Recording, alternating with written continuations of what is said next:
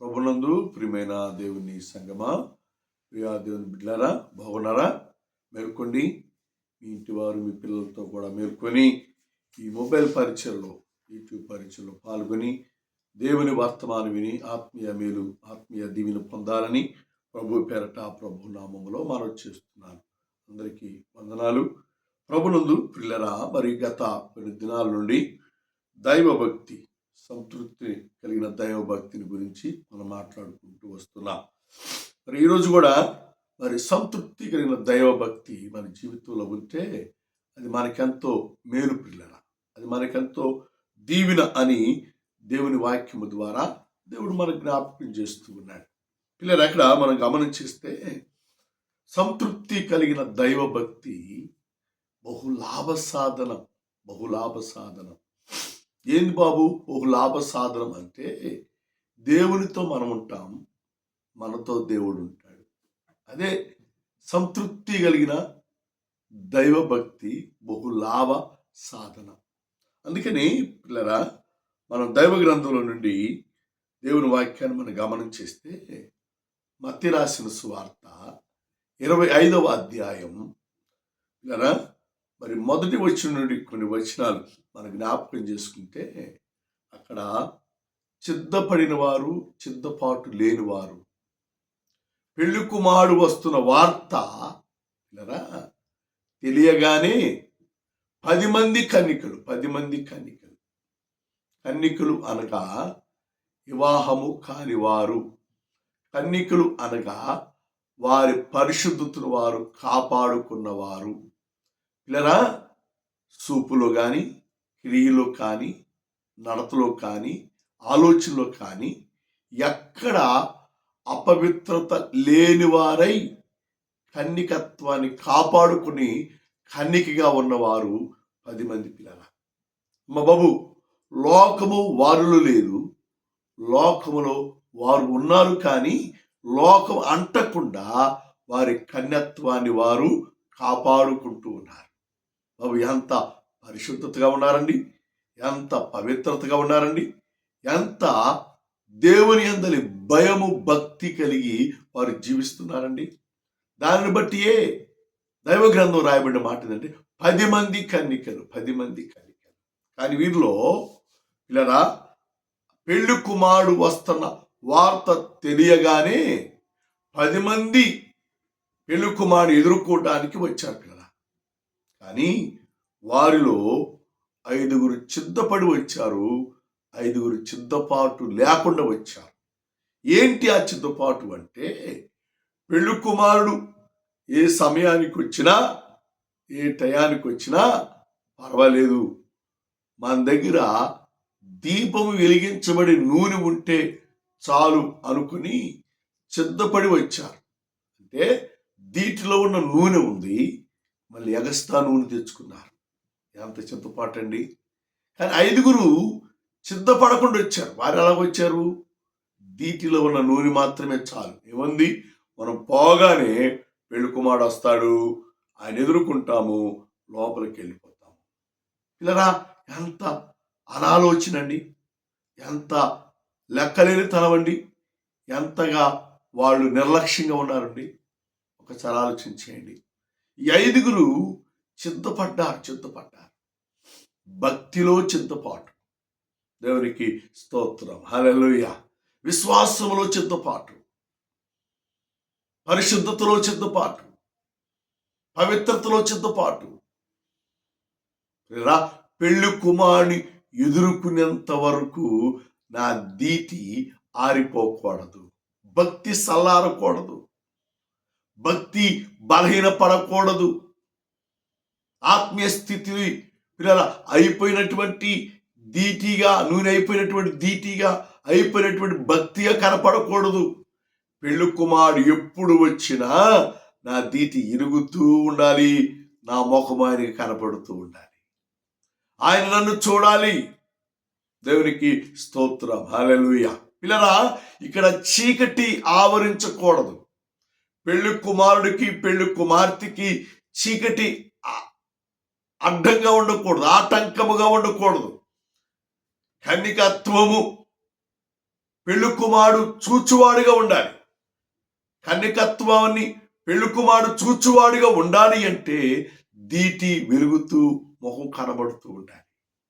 ప్రభునందు పిల్లరా, పరిశుద్ధతలో మన ముఖము ఎప్పుడు దేవునికి కనపడుతూ ఉండాలి. ప్రకాశమైనటువంటి తేజస్తో నింపబడినటువంటి ముఖముగా దేవునికి కనపడాలి. దేవుని మహిమతో వెలుగుతో నింపబడినటువంటి పిల్లరా ముఖముగా దేవునికి మనం కనపడాలి. అప్పుడే బుద్ధి కలిగిన వారముగా పెళ్లి కుమారుని మనం ఎదుర్కొంటాం. బుద్ధి కలిగిన వారముగా పెళ్లి కుమారుని మనము చూచువారముగా మనం ఉంటాం. దేవుని నామానికి మహిమ కలుగునుగాక. పిల్లరా, నీవు బుద్ధి కలిగి ఉన్నావా, బుద్ధి లేకున్నావా? సంతృప్తి కలిగిన దైవభక్తి బుద్ధిని నేర్పుతుంది, బుద్ధిని కలిగిస్తుంది. సంతృప్తి కలిగిన దైవభక్తి సిద్ధపాటునిస్తుంది, సిద్ధపాటును కలుగు చేస్తుంది. ఈ ఉదయ కాలంలో నువ్వు ఎలాగున్నావు సహోదరా సహోదరి? బుద్ధి లేకుండా దైవత్వములో నిర్లక్ష్యంగా ఉన్నవా? ప్రార్థన జీవితంలో నిర్లక్ష్యంగా ఉన్నవా? పరిశుద్ధాత్మ నడిపింపులో నిర్లక్ష్యంగా ఉన్నవా?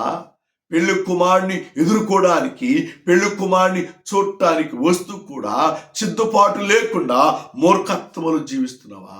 అలా జీవిస్తే దేవుని కార్యము నీ జీవితంలో నెరవేర్చబడదు. దేవుని క్రియ నీ జీవితంలో నెరవేర్చబడదు. ప్రభునందు ప్రియులారా, దేవుని చిత్తానుసారముగా నువ్వు జీవించాలి అని దేవుని వాక్యము ద్వారా దేవుడు మనకు జ్ఞాపకం చేస్తున్నాడు. బుద్ధిమంతుడు దేవుని కొరకు జీవించు వారముగా మనం ఉండాలి. ఇది మత్తయి రాసిన సువార్త 7వ అధ్యాయం 24వ వచనంలో మనం చూస్తే, బుద్ధిమంతుడు బండ మీద తన ఇల్లు కట్టుకుంటాడు.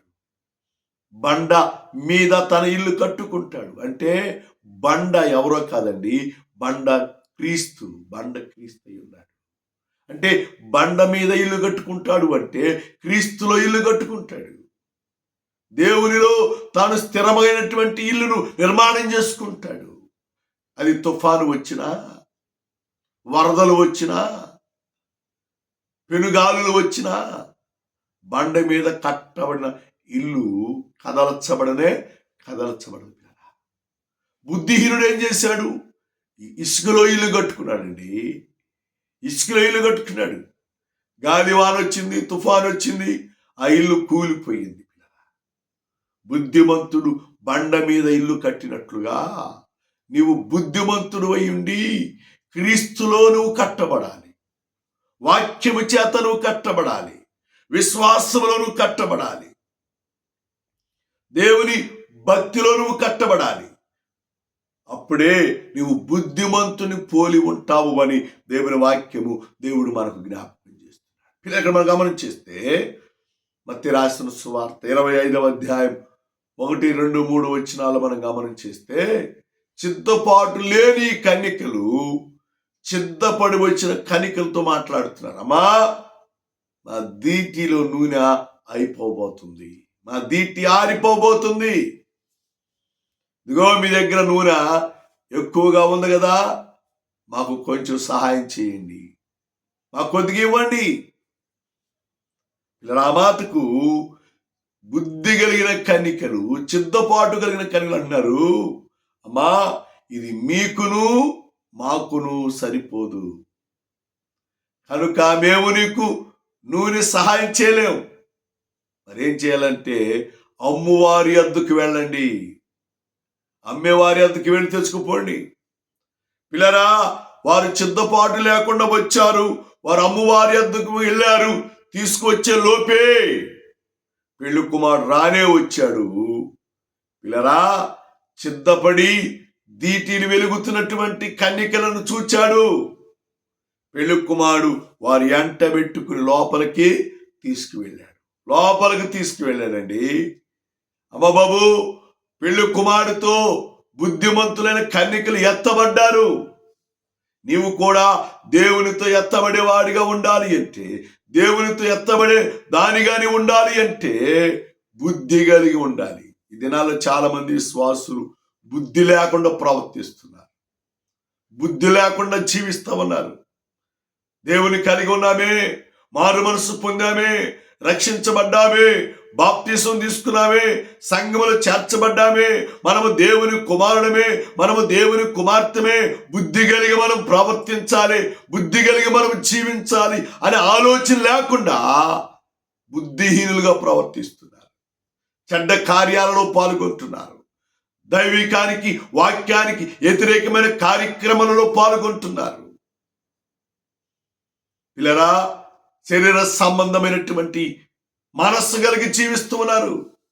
అలాంటి వారిని పిల్లరా దేవుడు ఏమాత్రం కూడా ప్రేమించడు. మనం గమనించిస్తే బుద్ధి లేని వారు అమ్మవారి వద్దకు పోయారు, నూనె తెచ్చుకున్నారు, వచ్చారు. వచ్చేసరికి తలుపు వేయబడింది. పిల్లరా, తలుపు వేయబడింది. అప్పుడు తలుపు తడుతున్నారు. అయ్యా మేము వచ్చాం తలుపు తీ. పెళ్లి కుమారుడైన యేసుక్రీస్తు వారు ఏం చెప్పాడు తెలుసా? మీరెవరో నేను ఎరగను. బుద్ధి లేని వారిగాని ఉంటే నీవెవరో దేవుడు ఎరగడు. చాలా జాగ్రత్తగా ఉండాలి. అయ్యా నేను చర్చికి డొనేషన్ ఇచ్చానయ్యా, ఈ చర్చిలో నేను నెంబర్నయ్యా, ఈ చర్చిలో నేను పెద్దనయ్యా, ఈ చర్చి నేను లేకపోతే జరగదయ్యా, నేనే తలుపుది అంటే నువ్వెవరో నేను ఎరగను. చాలా జాగ్రత్తగా ఉండాలమ్మా. దేవుని దగ్గర ఆశామాషాగా ఉంటే కుదరదు. దేవుని దగ్గర ఎగసకాలుగా ఉంటే కుదరదు. దేవుని దగ్గర దైవభక్తి కలిగి ఉండాలి. సంతృప్తి కలిగిన దైవభక్తిలో నువ్వు నిలిచిన వారిగానే ఉండాలి.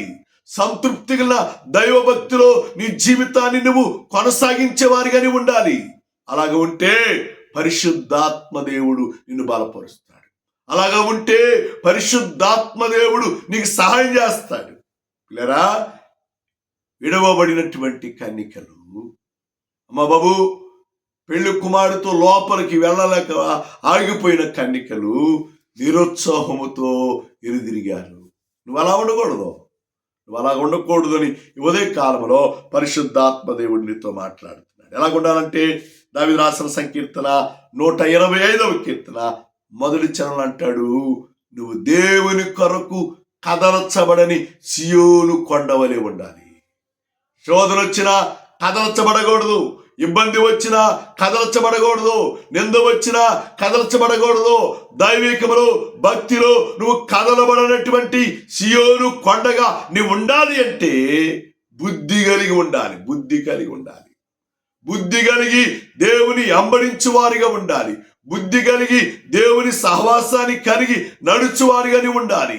బుద్ధి కలిగి దేవునిలో స్థిరమైనటువంటి వ్యక్తిగాని ఉండాలి. ఇక్కడ మనం గమనం చేస్తే పిల్లరా, బుద్ధి కలిగిన వారు కదలని సియోను కొండవలె ఉన్నారు. బుద్ధి లేని వారు పిల్లరా కదలచబడినటువంటి, డొల్లించబడినటువంటి రాయిగా ఉండిపోయారు, వారు పడిపోయారు. అలాంటి స్థితి నీకు ఉండకూడదు అని పరిశుద్ధాత్మ దేవుడు నీతో మాట్లాడుతూ ఉన్నాడు. అంత మాత్రమే కాదు పిల్లరా, మహాజ్ఞాని సొలొమోను సామెత గ్రంథం 12వ అధ్యాయం 13వ వచనంలో మాట్లాడుతూ పిల్లరా, నీతిమంతుడు వేరు కదలచబడినటువంటి, వేరుగా చొచ్చుకుపోయినటువంటి దేవుని కుమారుడుగా, దేవుని కుమార్తెగా ఉండాలని దేవుడు కోరుకుంటున్నాడు. పిల్లరా, ఏరు లోపలికి చొచ్చుకుపోవాలి.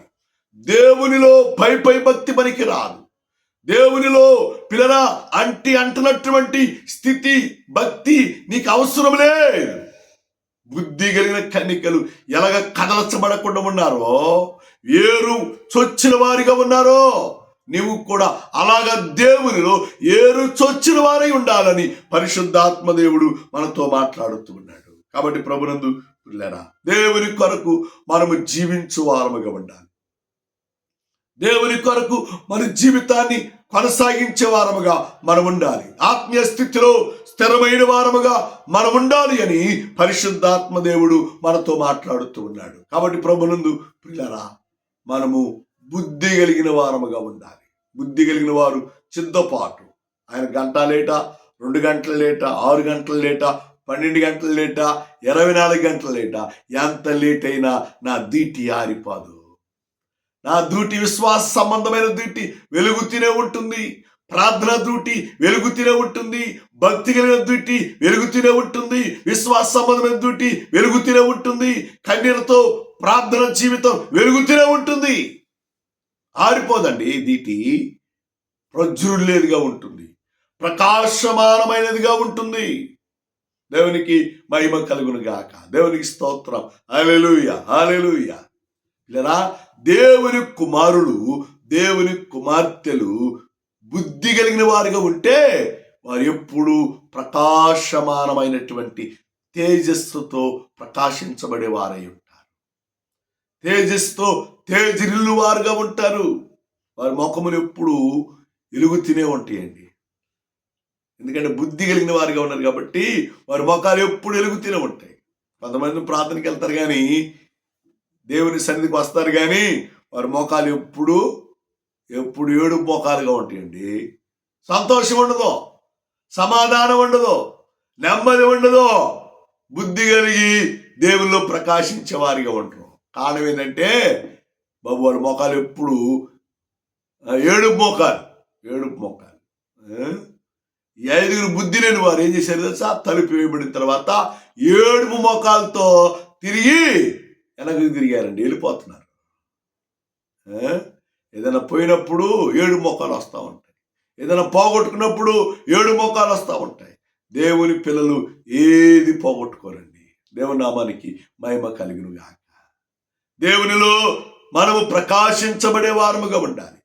దేవునిలో మనము ప్రజ్వరిల్లు వారముగా ఉండాలి. దేవునిలో పిల్లరా మనము బుద్ధి కలిగిన వారముగా మనం ఉండాలి. అలా ఉంటే పెళ్లి కుమారుడితో మనం ఎత్తబడతాం, మనం ఎత్తబడే వారముగా మనం ఉంటాము అని దేవుని వాక్యము దేవుడు మనకు జ్ఞాపకం చేస్తున్నాడు. సిద్ధపాటు కలిగినటువంటి వారముగా మనం ఉండాలి. ఉందా మనకి సిద్ధపాటు? ఉందా? ఏదో ఆదివారం ప్రార్థనకు పోయాం వచ్చాం, అదే నా సిద్ధపాటు కాదండి. కాదు. ఎప్పుడు మనము బైబిల్ చదువుకోవాలి, ఎప్పుడు మనము ప్రార్థన చేయాలి, ఎప్పుడు మనము పాటలు పాడుకుంటూ ఉండాలి. దేవునిలో నిత్యముగా ఆనందించు వారముగా ఉండాలి. దేవునిలో ఎప్పుడు కూడా సంతోషభరితముగా మనం ఉండాలి. అలా ఉండాలంటే మనము సంతృప్తి కలిగిన దైవ భక్తిలో మనం ఉండాలి. అలాంటి దైవ భక్తే గొప్ప లాభ సాధనం. చూసారు ఇక్కడ 10 మంది కన్యకల్లో 5 సంతృప్తి కలిగిన దైవ భక్తిలో ఉన్నారు. ఆ దైవ భక్తి గొప్ప లాభ సాధనం. ఎలాగ మారింది? లాభ సాధన ఎట్లాగా మారింది? పిల్లరా, పెళ్లి కుమారుడితో వారు ఎత్తబడడం గొప్ప లాభ సాధన. పెళ్లి కుమారుడితో వారు వెళ్ళిపోవడం గొప్ప లాభ సాధనం. ఆమేన్, హల్లెలూయా. దేవునితో నీతో దేవుడు కలిసి ఉండటమే గొప్ప లాభ సాధన. బాబు, ఆ స్థితి నువ్వు కలిగి ఉండాలి అంటే, ఆ పరిస్థితి నువ్వు కలిగి ఉండాలి అంటే దేవుని కొరకు పిల్లరా సిద్ధపడి రావాలి, సిద్ధపాటు కలిగి ఉండాలి. నువ్వు ఆస్తిమంతుడువా, పేదవాడువా, నువ్వే స్థితిలో ఉన్నావా అని దేవుడు అడగడు. కానీ నువ్వు ఆత్మీయతగా సిద్ధపడి ఉన్నావా లేదా అనేది దేవుడు చూస్తాడు. సిద్ధపాటు నీ జీవితానికి చాలా అవసరం పిల్లరా.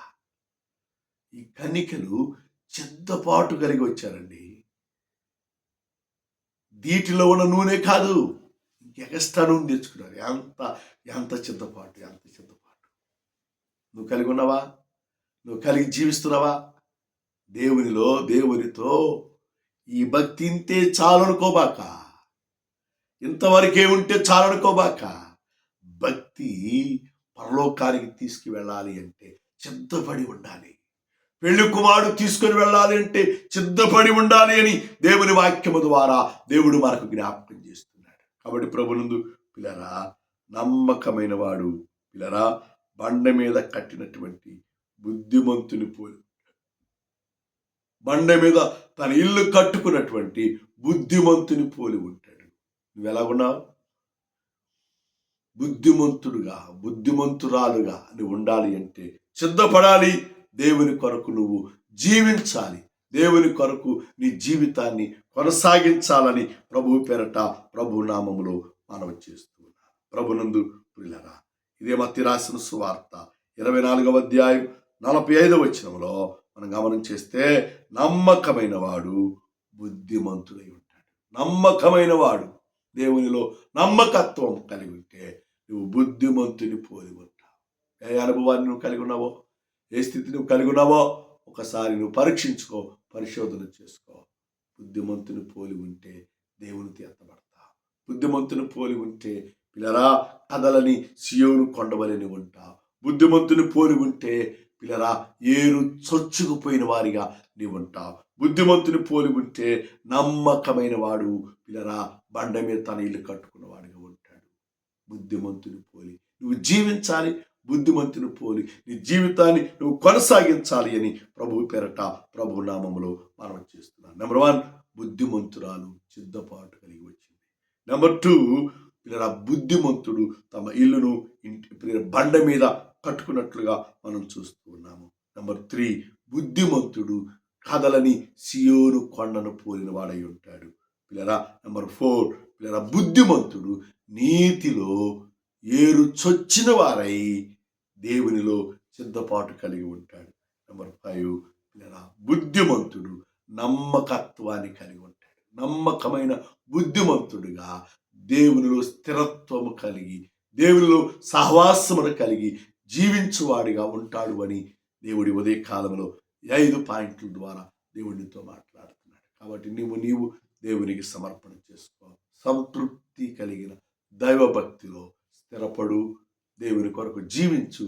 అది బహు లాభాన్ని నీకు కలుగు చేస్తుంది అని దేవుని వాక్యము దేవుడు మనకు తెలియజేస్తాడు. పిల్లరా అటు కృప, అటు దీవెన, అటు ఆశీర్వాదం నువ్వు పొందుకొని నువ్వు జీవించాలని పరిశుద్ధాత్మ దేవుడు కోరుకుంటున్నాడు. ప్రార్థన చేద్దాం. కృపామయుడా, ప్రేమికుల మా తండ్రి, ఇంతవరకు నీ వాక్యము ద్వారా మీరు మాతో మాట్లాడారు. అందుకే నీకు వందనాలయ్యా.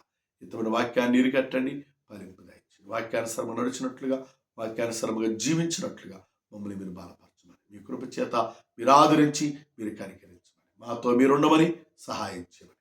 అయ్యా యూట్యూబ్ పరిచయలో, ఈ మొబైల్ పరిచయలో పాల్గొన్న ప్రతి బిడ్డను మీరు దీవించి ఆదరించి ఆశీర్వదించమని, మా సంఘాలను, మా పరిచయను, మా సంఘ విశ్వాసులను అనేక మందిని ప్రభావ మీరు ఆశీర్వదకరంగా మలచమని, నూతన ఆత్మలను ప్రభావ సంఘానికి మీరు నడిపించమని, నూతనమైన వ్యక్తులను అయా నీ సహవాసములకి తోడుకురామని, గొప్ప కార్యం జరిగించమని, మహిమ ఘనత ప్రభా మీరు పొందుకోమని యేసుని అడుగుచున్నాము తండ్రి. ఆమేన్, ఆమేన్, ఆమేన్. పిల్లరా ఈ మొబైల్ పరిచర్యలో మీరందరూ పాల్గొన్నందుకు ప్రభు పేరట మీకు వందనాలు చెల్లిస్తూ ఉన్నాను. నిన్న వాక్యాలను ఇతరులకు ఫార్వర్డ్ చేయండి. దేవుని గురించి వారికి తెలియపరచండి. మీ బంధువులు, మీ రక్త సంబంధులకు కూడా ఈ మొబైల్ పరిచయను మీరు పరిచయం చేయాలని, అనేకులను ఈ మొబైల్ పరిచయలో భాగస్వాములు చేయాలని ప్రభు పేరట ప్రభు నామములో మనం చేస్తున్నాం. పిల్లరా మరి మాకు చీరాలలో 3 సంఘాలు ఉన్నాయి. ఒకటి ఐక్యనగర్ హౌసింగ్ కాలనీలో మందిరం ఉంది. మరి ఆ ప్రాంతంలో ఉన్నవారు, ఆ పరిసర ప్రాంతాల్లో ఉన్నవారు ఆదివారం ఉదయం 7 గంటలకు అక్కడ ఆరాధన ప్రారంభించబడుతుంది. ఆరాధనలో పాల్గొనండి. 2వ ఆరాధన రామాపురం బీచ్ రోడ్లో అబ్దుల్ కలాం కాలనీలో మరి చర్చి ఉంది. మరి అక్కడ కూడా మరి ప్రతి ఆదివారం ఉదయం 9:30కు అక్కడ ఆరాధన ప్రారంభించబడుతుంది. మరి అక్కడ ఉన్నవారు, ఆ పరిసర ప్రాంతంలో ఉన్నవారు అక్కడ ఆరాధనలో పాల్గొని దేవుని దీవెనలు పొందాలి. అలాగే పిల్లరా మరి దేవుని మహాకృపను బట్టి 3వ ఆరాధన మరి పేరల హై స్కూల్ దగ్గర ఒక చర్చి ఉంది. మరి ప్రతి ఆదివారం ఉదయం 11:30 ఆరాధన ప్రారంభించబడుతుంది. మీరందరూ కూడా దైవికంగా దేవుని సన్నిధికి వచ్చి దేవుని వాక్యాన్ని విని ఆత్మీయ మేలు, ఆత్మీయ దీవెన, ఆశీర్వాదాలు పొందాలని ప్రభు పేరట ప్రభు నామములో మనం చేస్తున్నాను. తండ్రి దయ, కుమారుని ప్రేమ, పరిశుద్ధాత్మ సహవాస సంబంధం వాక్యం విన్న వారందరికీ, ఈ మొబైల్ పరీక్షలో పాల్గొన్న వారందరికీ, కూడి వచ్చిన మనందరికీ, మన సంఘాలకు, ఈ వాక్యం వింటున్న ప్రతి బిడ్డకును రాకడ వరకు తోడి నడిపించి, దీవించి, సంరక్షించి, కాపాడి ఆశీర్వదించును గాక. ఆమేన్, ఆమేన్, ఆమేన్.